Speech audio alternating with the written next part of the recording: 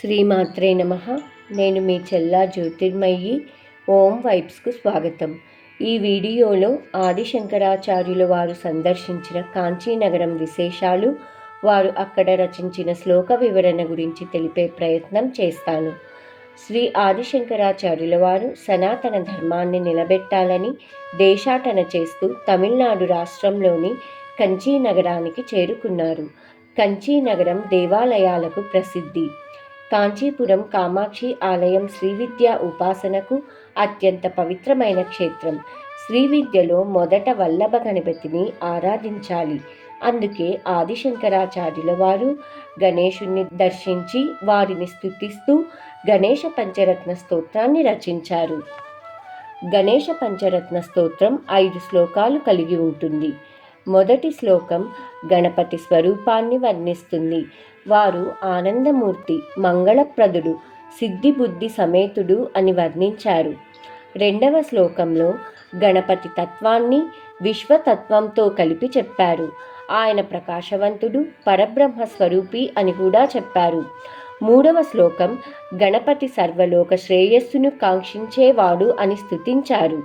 నాలుగవ శ్లోకంలో గణపతి యోగక్షేమ ప్రసాదకుడు, భక్తులకు ధైర్యం, బలం, రక్షణ ఇస్తాడు అని వివరించారు. ఐదవ శ్లోకం గణపతి శరణాగతిని చెబుతుంది.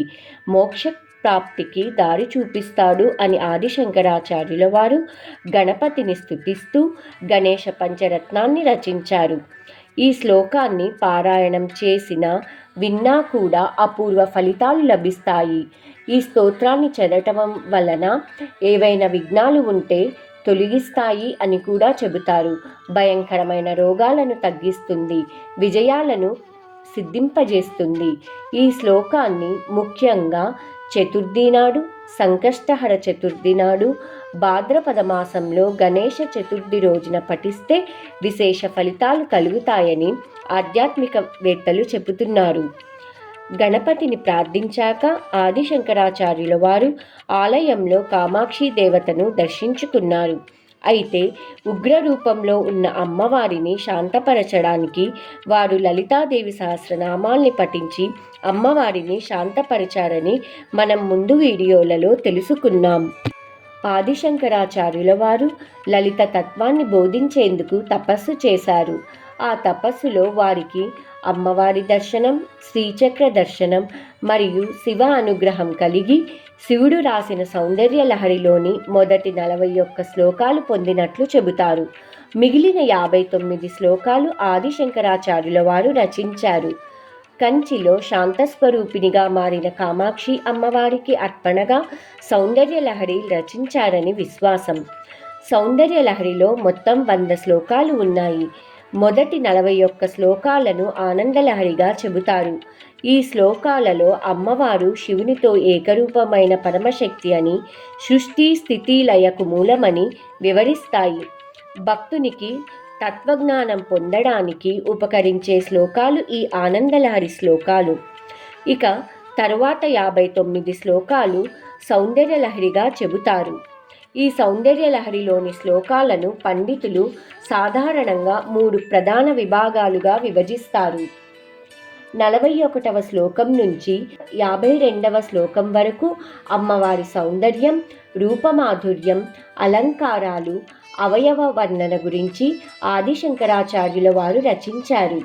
53వ శ్లోకం నుంచి 70వ శ్లోకం వరకు అమ్మవారి కరుణాకటాక్షం మరియు ఉపాసనా మార్గం గురించి రచించారు. అనగా దేవి భక్తుడిపై చూపే దయ, కరుణ, తారక మంత్రజపం, పూజా విధానాలు గురించి ఆదిశంకరాచార్యుల వారు రచించారు. 71వ శ్లోకం నుంచి 100 శ్లోకాల వరకు అమ్మవారి ఫలప్రాప్తి అనగా భక్తుడికి భోగ సంపద, శత్రు విజయం, ఆయురారోగ్యం మరియు చివరి 10 శ్లోకాలు మోక్షప్రాప్తిని కలిగేలా శంకరాచార్యుల వారు రచించారు. శంకరాచార్యుల వారి సౌందర్య లహరితో పాటు కంచిలో ఉన్న కామాక్షి దేవిని స్తుతిస్తూ కామాక్షి అష్టకాన్ని కూడా రచించారు. ఇందులో అమ్మవారిని ప్రార్థిస్తూ అమ్మ కృపను వర్ణిస్తూ జగత్కారణ రూపిణిగా అమ్మవారి లీలలను వివరిస్తూ కామాక్షి విలాస స్తవాన్ని రచించారని కంచి సంప్రదాయం చెబుతున్నది. ఇంకా లలితా త్రిపుర సుందరియే కంచిలో కామాక్షిదేవి రూపంలో వహిస్తున్నదని లలితాదేవి పంచరత్నం, త్రిపుర సుందరి అష్టకం, చతుషష్ఠి ఉపచార మానస పూజా స్తోత్రాలు కూడా రచించారు. వీటి అర్థాన్ని గురించి మనం ముందు వీడియోలలో తెలుసుకున్నాం.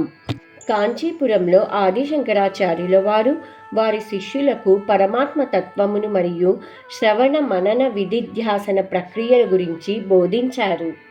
శ్రవణం అనగా గురువు ద్వారా వేదాంత వాక్యాలను వినడం, మననం అనగా విన్న దానిని గురువుతో సంభాషణ చేయడం, నిధిధ్యాసనం అనగా ధ్యానం, జపం, నిశ్చలత ద్వారా ఆత్మజ్ఞానాన్ని లోపల బలంగా స్థాపించడం.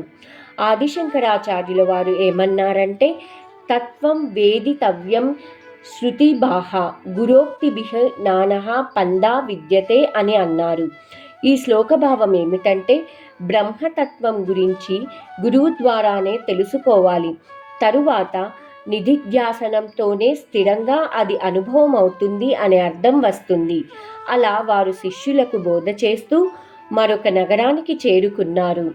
ఇంతటితో ఆదిశంకరాచార్యుల వారు కంచి నగర పర్యటన విశేషాలు సంపూర్ణం. సర్వే జన సుఖినో భవంతు. మరొక వీడియోలో ఆదిశంకరాచార్యులు వారు సందర్శించిన అరుణాచల నగర విశేషాల గురించి తెలిపే ప్రయత్నం చేస్తాను. అందరికీ శుభం జరగాలని కోరుకుంటూ మీ చెల్లా జ్యోతిర్మయి.